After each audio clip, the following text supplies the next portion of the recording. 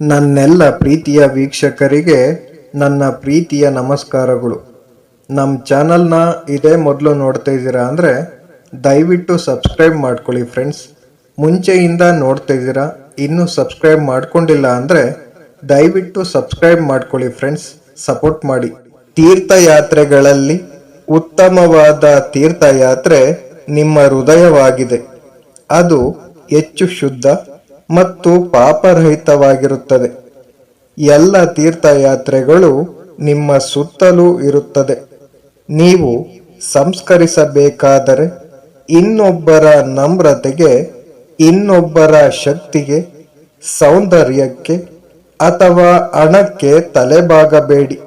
ಬದಲಾಯಿಸಬಹುದಾದದ್ದನ್ನು ಬದಲಾಯಿಸಿ, ಬದಲಾಯಿಸಲಾಗದ್ದನ್ನು ಸ್ವೀಕರಿಸಿ ಮತ್ತು ಸ್ವೀಕರಿಸಲಾಗದ್ದನ್ನು ಬಿಟ್ಟು ಬಿಡಿ. ಆದರೆ ಯಾವಾಗಲೂ ನಿಮ್ಮನ್ನು ಸಂತೋಷವಾಗಿರಿಸಿಕೊಳ್ಳಿ. ಒಂದು ಪಕ್ಷಿಯು 2 ರೆಕ್ಕೆಗಳ ಆಧಾರದ ಮೇಲೆ ಆಕಾಶದಲ್ಲಿ ಹಾರಬಲ್ಲದು.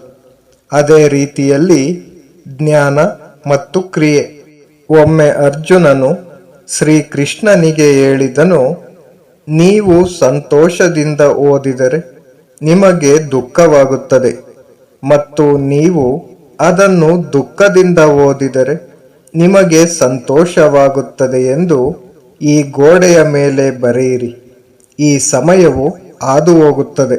ಯಾರಾದರೂ ಕೈ ಮತ್ತು ಒಡನಾಡಿ ಎರಡನ್ನು ತೊರೆದಾಗ ಪ್ರಕೃತಿಯು ಯಾರನ್ನಾದರೂ ಬೆರಳನ್ನು ಹಿಡಿಯಲು ಕಳಿಸುತ್ತಾನೆ. ಅವನ ಹೆಸರು ಶ್ರೀಕೃಷ್ಣ. ಈ ಜೀವನ ಕದನದಲ್ಲಿ ಒಬ್ಬನು ತನ್ನ ಸ್ವಂತ ಕೃಷ್ಣನಾಗಬೇಕು ಮತ್ತು ಒಬ್ಬನೇ ಅರ್ಜುನನಾಗಬೇಕು.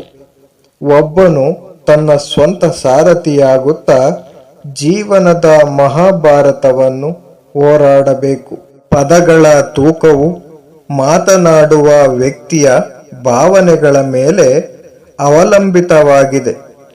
ಒಂದು ಪದವು ಮಂತ್ರವಾಗುತ್ತದೆ, ಒಂದು ಪದವನ್ನು ನಿಂದನೆ ಎಂದು ಕರೆಯಲಾಗುತ್ತದೆ. ಭಾಷಣವು ವ್ಯಕ್ತಿಯ ವ್ಯಕ್ತಿತ್ವವನ್ನು ಪರಿಚಯಿಸುತ್ತದೆ, ಏಕೆಂದರೆ ನಮ್ಮ ಮಾತು ಯಾರನ್ನಾದರೂ ನಮಗೆ ಹತ್ತಿರವಾಗಿಸುತ್ತದೆ ಮತ್ತು ಇನ್ನೊಬ್ಬರನ್ನು ಕೋಪಗೊಳಿಸುತ್ತದೆ.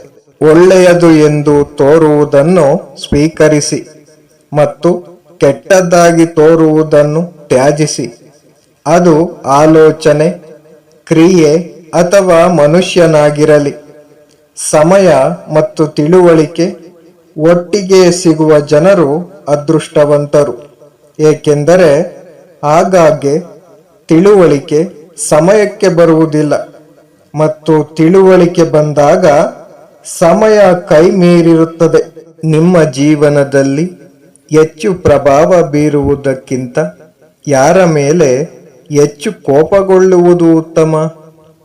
ಆತ್ಮಕ್ಕೆ ಯಾವುದೇ ಸರಿ ಮತ್ತು ಯಾವುದು ತಪ್ಪು ಎಂದು ಯಾವಾಗಲೂ ತಿಳಿದಿರುತ್ತದೆ.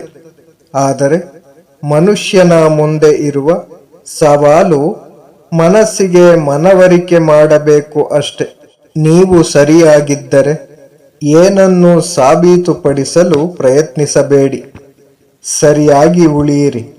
ಸಮಯವು ಸ್ವತಃ ಸಾಕ್ಷಿ ನೀಡುತ್ತದೆ. ಇತರರನ್ನು ಹಾಳು ಮಾಡಲು ಯೋಚಿಸುವವರು ತಮ್ಮ ಉದ್ದೇಶದಲ್ಲಿ ಕುರುಡಾಗುತ್ತಾರೆ. ಅವರು ಯಾವಾಗ ನಾಶವಾಗುತ್ತಾರೆ ಎಂಬುದು ಅವರಿಗೆ ತಿಳಿದಿರುವುದಿಲ್ಲ. ತಿಳುವಳಿಕೆ ದೊಡ್ಡದು, ಏಕೆಂದರೆ ನಾವು ಎಷ್ಟೇ ದೊಡ್ಡ ಗುರುತನ್ನು ಸೃಷ್ಟಿಸಿದರೂ ನಮ್ಮನ್ನು ಗುರುತಿಸುವ ವ್ಯಕ್ತಿ ನಮ್ಮನ್ನು ಅರ್ಥ ಮಾಡಿಕೊಳ್ಳಲು ಸಾಧ್ಯವಿಲ್ಲ.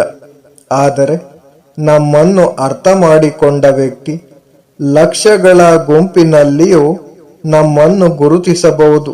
ನಿಮ್ಮ ತಂದೆಯವರು ನೀಡಿದ ಪಾಠಗಳು ಅವರ ಅನುಭವವನ್ನು ಆಧರಿಸಿವೆ. ಅವರ ಅನುಭವಗಳು ಅವರ ಜೀವನದ ಹೋರಾಟವನ್ನು ಆಧರಿಸಿವೆ. ಆದ್ದರಿಂದ ನಿಮ್ಮ ತಂದೆ ನೀಡಿದ ಪಾಠಗಳು ನಿಮ್ಮ ಜೀವನದಲ್ಲಿ ಅಥವಾ ಇನ್ನೊಂದು ಹಂತದಲ್ಲಿ ನಿಮಗೆ ಉಪಯುಕ್ತವಾಗಿವೆ. ನಿಮ್ಮ ಒಳ್ಳೆಯ ಕಾರ್ಯಗಳನ್ನು ಯಾರಾದರೂ ಅನುಮಾನಿಸಿದರೂ ಪರವಾಗಿಲ್ಲ, ಏಕೆಂದರೆ ಯಾವಾಗಲೂ ಚಿನ್ನದ ಶುದ್ಧತೆಯ ಮೇಲೆ ಅನುಮಾನವಿರುತ್ತದೆ, ಕಲ್ಲಿದ್ದಲಿನ ಮಸಿಯ ಮೇಲೆ ಅಲ್ಲ. ನಾವು ಎಲ್ಲೆಡೆ ಪ್ರತಿಕ್ರಿಯಿಸುವ ಅಗತ್ಯವಿಲ್ಲ.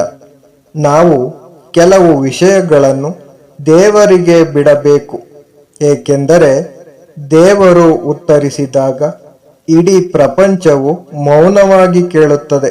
ನಿಮ್ಮದಲ್ಲದ ಮೇಲೆ ನಿಮ್ಮ ಹಕ್ಕುಗಳನ್ನು ಎಂದಿಗೂ ಪ್ರತಿಪಾದಿಸಬೇಡಿ ಮತ್ತು ಅರ್ಥ ಮಾಡಿಕೊಳ್ಳಲು ಸಾಧ್ಯವಾಗದ ಯಾರಿಗಾದರೂ ನಿಮ್ಮ ದುಃಖವನ್ನು ವ್ಯಕ್ತಪಡಿಸಬೇಡಿ. Thank you for watching friends. Please subscribe my channel.